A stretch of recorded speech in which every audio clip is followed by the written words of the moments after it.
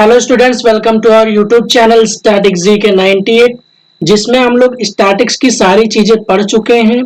उससे रिलेटेड जो भी रटने वाली चीजें थी या लर्न करने वाली चीजें थी जो आपको नहीं लर्न हो रही थी, उनकी मैंने ट्रिक्स से सारी वीडियोस अपलोड कर दी हैं। आप लोग उनको देख लेना। और इस सीरीज में हम लोग अब आगे बढ़ रहे हैं और हम लोग बात करेंगे पॉलिटी से, इंडियन पॉलिटी से, भारतीय संविधान से। जो भी भारतीय संविधान की जितने भी इसमें चैप्टर्स बन सकते हैं, सारे के सारे हम लोग इसमें A to Z पढ़ेंगे। सब कुछ इसमें हम लोग A to Z पढ़ेंगे। और ये पॉलिटी चैप्टर 2 है। चैप्टर 1 मैंने बना दिया है, वो प्रस्तावना से रिलेटेड था, और आप जाकर उस वीडियो को देख लीजिए, बहुत अच्छा था। और उसका ये पहला पार्ट है, ठीक है। उसको मैंने पहले बनाया था, ये उसका पहला पार्ट है। आप चाहे तो ऐसे देख लीजिए, इसको देख लीजिए फिर उसको देखिए, या फिर उसको देख लीजिए फिर इसको देखिए, बात दोनों में सेम है, ठीक है। और आज का जो टॉपिक है वो क्या है? कॉन्स्टिट्यूट असेंबली है, संविधान सभा है, ठीक है। चलिए हम लोग आगे बढ़ते हैं और अपने टॉपिक को स्टार्ट करते हैं। देखिए, संविधान सभा, संविधान सभा है क्या? क्यों संविधान सभा की जरूरत पड़ी? क्या इसके ऑब्जेक्टिव्स बन सकते हैं एग्जाम में? सब कुछ इसके बारे में बात करेंगे। और इससे प्रश्न काफी ज्यादा पूछे जाते हैं एग्जाम में, चाहे वो रेलवे का हो, एसएससी का हो, या जो भी एग्जाम हो, जिसमें भी आपका करंट अफेयर या फिर जीके जीएस से पूछे जाते हैं। सारी चीजें हम लोग इसमें पढ़ेंगे। चलिए हम लोग देखते हैं संविधान सभा है क्या। देखिए, संविधान को बनाने के लिए ना एक सभा बनाने की मांग करी जा रही थी कि जो हम लोगों का संविधान बने वो बहुत बढ़िया बने।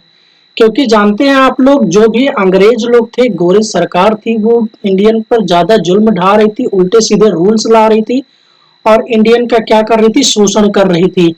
इसलिए भारत के लोग बस यही चाहते थे कि ऐसा व्यवस्था बने, अंग्रेजों से मुक्ति मिलने के बाद हमें ऐसी व्यवस्था मिले कि हम पर कोई अधिकार ना कर सके, यानी कि भारत की जनता ही क्या हो, सर्वश्रेष्ठ हो, ऐसा लोगों को मांग थी, ठीक है। तो स्वतंत्र भारत के स्वरूप की रूपरेखा निर्धारित करने के लिए गठित सभा को संविधान सभा कहा गया।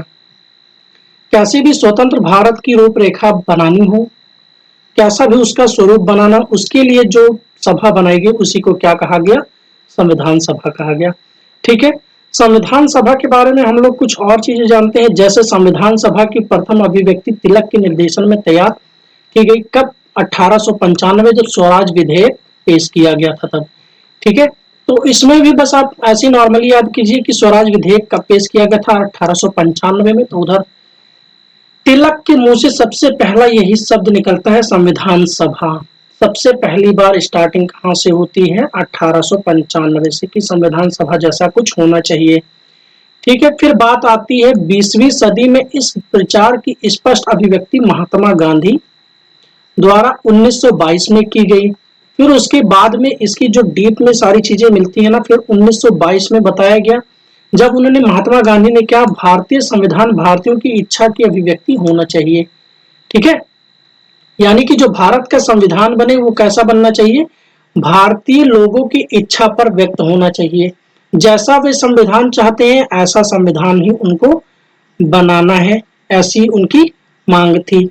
फिर देखिए क्या होता है, बहुत सारे लोगों की अलग अलग मांगे थी। कांग्रेस अधिवेशन भी हुआ, उसमें भी मांगों को उठाया गया, लेकिन उसका कोई निष्कर्ष नहीं निकला। फिर द्वितीय विश्व युद्ध के दौरान ब्रिटिश सरकार पर दबाव बनने लगे, तो सर्वप्रथम 1940 में इस प्रस्ताव को स्वीकार किया गया कि संविधान सभा बन सकता है आप लोगों की अभिव्यक्ति पर।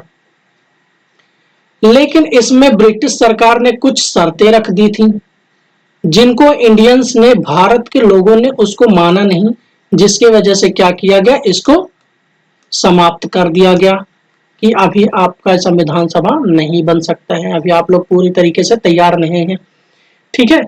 फिर उसके बाद मई 1946 में कैबिनेट मिशन आया। मई 1946 में कैबिनेट मिशन आया, जिसके जरिए ये संविधान सभा का गठन किया गया। इसमें क्या क्या बोला गया कि सदस्य होने चाहिए कितने? 389 सदस्य होने चाहिए। कौन कौन से? कैसे हम लोग इनको डिफाइन कर सकते हैं?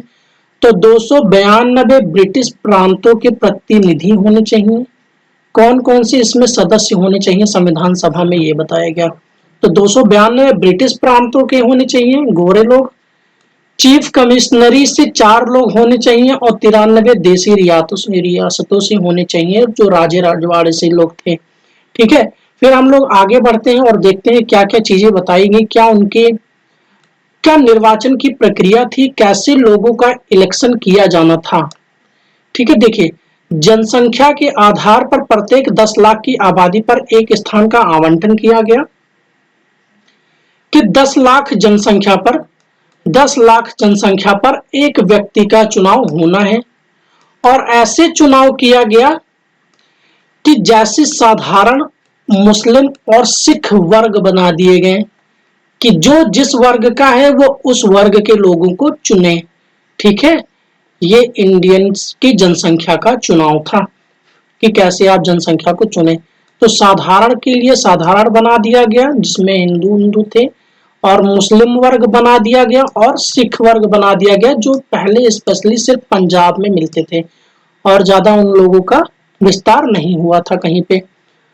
ठीक है, तो ऐसे ही चुनाव किए गए, 10 लाख की जनसंख्या पर एक प्रतिनिधि उसमें से नॉमिनेट होगा। ठीक है, जुलाई 1946 में संविधान सभा का चुनाव हुआ। जुलाई 1946 में संविधान सभा का चुनाव हुआ और फिर संविधान सभा बना दिया गया। फिर बात आती है संविधान सभा की पहली बैठक, कि कैसे कैसे कौन कौन उसमें हेड हुए, क्या क्या हुआ, पहली बैठक कैसे हुई, सारी बातें हम लोग करते हैं। तो संविधान सभा की पहली बैठक में क्या हुआ? गठित संविधान सभा की प्रथम बैठक 9 दिसंबर 1946 को नई दिल्ली में हुई। ठीक है, तो ये पूछ लिया जाता है, यहाँ से ऑब्जेक्टिव्स बनते हैं, यहाँ से भी बन जाता है कि जुलाई 1946 में संविधान सभा का चुनाव कब हुआ, जुलाई 1946 में हुआ। यहाँ से भी क्वेश्चन पूछ लिया जाता है कि कैबिनेट मिशन कब आया, तो कैबिनेट मिशन आया मई 1946 में। ठीक है, आपको लाइन वाइज लाइन आपको पढ़ना है, इन सबको बस आप समझना है, इन सबको आपको रटना नहीं है कुछ भी। लेकिन ये जो है मई 1946 में कैबिनेट मिशन, तो ये पूछा जाता है कि कैबिनेट मिशन कब आया, तो मई 1946 में। फिर उसके बाद ये पूछ लिया जाता है कि कितने सदस्य थे, 389 सदस्य थे। फिर उसके बाद संविधान सभा का चुनाव कब हुआ, तो जुलाई 1946 में हुआ, उसी समय संविधान सभा को। आगे फिर देखते हैं कि कैसे कैसे बैठक हुई। फिर गठित संविधान सभा की प्रथम बैठक 9 दिसंबर 1946 को नई दिल्ली में हुई। इसके जो हेड बनाए गए वो किनको बनाए गए? सबसे वरिष्ठ नेता जो उस समय थे वो कौन थे? डॉक्टर सच्चिदानंद सिन्हा थे। उन्हीं को संविधान सभा का क्या हेड बना दिया गया, अस्थायी अध्यक्ष चुना गया। अस्थायी क्यों? क्योंकि उनमें क्या थे, मुस्लिम लोग बहुत ज्यादा उनका विरोध कर रहे थे उस समय। ठीक है, मुस्लिम लीग ने इनका क्या किया, बहिष्कार किया, जिसकी वजह से सच्चिदानंद को हटाकर 11 दिसंबर 1946 को डॉक्टर राजेंद्र प्रसाद को संविधान सभा का स्थायी अध्यक्ष बनाया गया। तो ये पूछ लिया जाता है कि स्थायी अध्यक्ष कौन था, संविधान सभा का स्थायी अध्यक्ष कौन था, तो डॉक्टर राजेंद्र प्रसाद थे। कब बनाए गए? 11 दिसंबर 1946 को बनाए गए। ये सारे ऑब्जेक्टिव्स आपके बनेंगे डायरेक्टली, क्वेश्चंस ऐसे ही फॉर्म होंगे। और 13 दिसंबर 1946 को जवाहरलाल नेहरू ने क्या एक उद्देश्य प्रस्ताव पेश किया, जिसे ही हम लोग प्रस्तावना के नाम से जानते हैं। इस उद्देश्य प्रस्ताव को उसने संविधान सभा में जवाहरलाल नेहरू ने 13 दिसंबर 1946 को पेश किया। और प्रस्ताव का मैं वीडियो बना चुका हूं, आप जाकर देखिए पार्ट 1 में। पार्ट 1 आपका इसी पर बना हुआ है। फिर बात आती है 22 जनवरी 1947 को उद्देश्य प्रस्ताव की स्वीकृति हुई। ठीक है, कब इसको मंजूरी मिल गई? 22 जनवरी 1947 को मंजूरी मिल गई। फिर नेक्स्ट हम लोग देखते हैं संविधान सभा के निर्माण के लिए BN राव द्वारा तैयार प्रारूप। तो ये भी क्वेश्चन पूछ लिया जाता है कि संविधान सभा का प्रारूप किसने तैयार किया था, तो किसने तैयार किया था? BN राव ने तैयार किया था। ठीक है, तो ऐसे ऐसे क्वेश्चन आपके पूछे जाते हैं। देखिए, अब बात आती है कितनी समितियां बनाई गई थी, तो टोटल इसमें समितियां बनाई गई थी 13। लेकिन कुछ समितियां जो मेन है हम लोग उनको पढ़ते हैं, 13 के 13 आपको रटने नहीं है। देखिए, जो जो मेन है, संचालन समिति, प्रांतीय संविधान समिति, संघ संविधान समिति। आपको सारी चीजें इसमें ऐसे लाइन वाइज रट जाएंगी, आपको कुछ भी या रटने की जरूरत नहीं है। जैसे संचालन समिति डॉक्टर राजेंद्र प्रसाद। क्यों संचालन समिति के हेड डॉक्टर राजेंद्र प्रसाद को बनाया गया? क्योंकि संचालन का मतलब क्या होता है, जो भी अब चीजें बनाई गई हैं उनका संचालन जो करेगा वो कैसे करेगा, वही हेड होगा। तो संचालन मतलब संविधान सभा बनाया गया और संविधान सभा का जो स्थायी अध्यक्ष बनाया गया वो कौन बनाया गया? डॉक्टर राजेंद्र प्रसाद बनाया गया।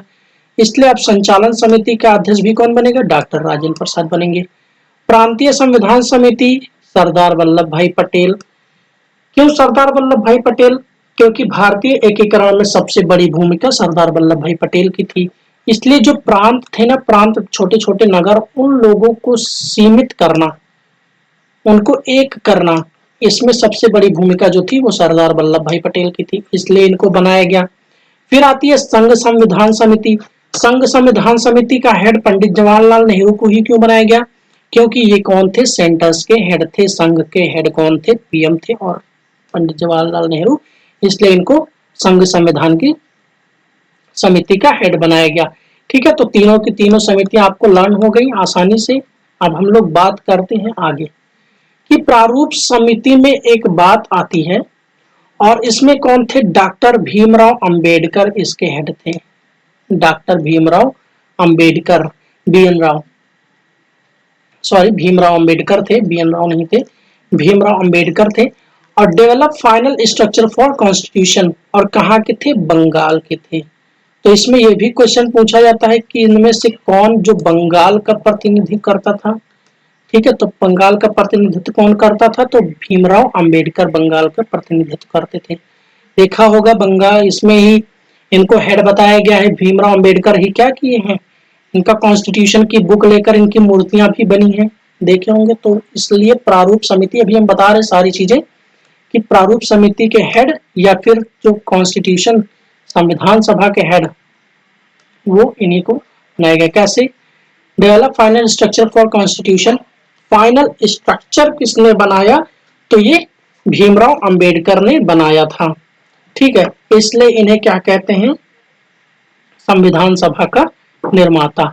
He is the architect of Indian constitution, इसलिए इनको क्या कहते हैं? संविधान सभा का निर्माता कहा जाता है।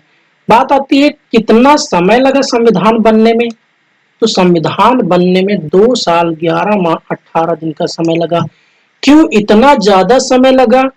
क्योंकि मैंने बताया था, उस पिछली वीडियो में मैंने बताया है कि जो भारत के लोग थे वो बहुत ज्यादा गोरे लोगों की गुलामी झेलते झेलते परेशान हो गए थे। अब इसलिए वो लोग ये नहीं चाहते थे कि जो भारत का संविधान बने वो कोई उल्टा सीधा वाला संविधान बन जाए। उसमें लोग बस यही चाहते थे कि दुनिया भर के जितने भी संविधान है वहां से अच्छाई निकाल के थोड़ा सा एडिटिंग करके अपने यहाँ पर अच्छी चीजें बनाई जाए। ठीक है, तो इसलिए ये सारी चीजें की गई। फाइनली संविधान सभा बनके क्या हुआ? तैयार हो गया। देखिए, फिर संविधान सभा की कुछ स्मरणीय तत्व हैं, देख लीजिए क्या क्या स्मरणीय तत्व हैं, देख लीजिए।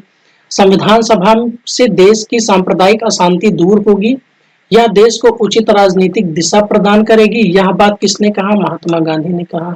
तो बस ऐसे नॉर्मली पढ़ लीजिए, आएगा कभी तो लिख देना। हम एक ऐसी संविधान सभा चाहते हैं जो भारतीय मस्तिष्क का वास्तविक दर्पण हो, ये भी किसने कहा? तो ये भी महात्मा गांधी ने कहा। 26 नवंबर 1949 को फाइनली क्या किया गया? संविधान को अडॉप्ट किया गया और फिर 26 जनवरी 1950 को इसको लागू कर दिया गया पूरे देश में। और तभी से हम लोग क्या मनाते हैं? 26 जनवरी गणतंत्र दिवस मनाते हैं, क्योंकि हम लोग कंप्लीटली फ्री तब हुए थे 26 जनवरी को, जब हमारा संविधान पूरा तरीके से बनके लागू हो गया था। क्यों 26 जनवरी का समय लिया गया, जब यहाँ 26 नवंबर 1949 को ही ये पूरा का पूरा प्रोसेस हो चुका था? इसी दिन क्यों नहीं बना दिया गया? क्यों नहीं बनाया गया? क्योंकि इसमें 26 जनवरी 1930 को सबसे पहले जो स्वतंत्रता मनाई गई थी भारत में, ये 26 जनवरी 1930 को ही मनाई गई। इसलिए इन्होंने 26 जनवरी का इंतजार किया और 26 जनवरी 1950 जैसे ही आया, इन्होंने अपना संविधान घोषित कर दिया और पूरे देश में गणतंत्र घोषित हो गया। ठीक है, फिर एक क्वेश्चन और पूछ लिया था, संविधान सभा की अंतिम बैठक कब हुई? तो 24 जनवरी 1950 को अंतिम बैठक हुई। ठीक है, और इसी दिन संविधान सभा द्वारा डॉक्टर राजेंद्र प्रसाद को भारत का प्रथम राष्ट्रपति बनाया गया। तो प्रथम राष्ट्रपति कौन थे भारत के? तो ये डॉक्टर राजेंद्र प्रसाद थे। कब बनाए गए थे? 24 जनवरी 1950 को बनाए गए थे। ठीक है, और 2 दिन के बाद क्या बन गई थी? गणतंत्र दिवस मनाया गया। ठीक है, तो फिर और भी कुछ चीजें हैं जिनको जान लीजिए, जैसे संविधान का समय जो लगा था 2 वर्ष 11 माह 18 दिन लगा था। ठीक है, और फाइनली जब संविधान बन के तैयार हो गया था तो उसमें कितने क्या क्या थे? तो 395 अनुच्छेद, जो कि हम आने वाले वीडियोस में पढ़ेंगे। 395 पूरे नहीं पढ़ेंगे, जो कि इम्पोर्टेंट है उन्हीं को सिर्फ पढ़ेंगे, सभी को रटना नहीं है एक लाइन से, हमको इस पे पीएचडी नहीं करनी है। ठीक है ना, हमको बस इतना पढ़ना है ताकि हमारा क्या हो जाए, हम इसको अच्छे से समझ जाए और हमारा पेपर क्लियर हो जाए। ठीक है, 395 अनुच्छेद, 22 भाग और 8 अनुसूचियां बनाई गई। ठीक है, फिर इसमें 4 अनुसूचियों को और ऐड कर दिया गया। तो अब कितनी अनुसूचियां हैं? 12 अनुसूचियां हैं।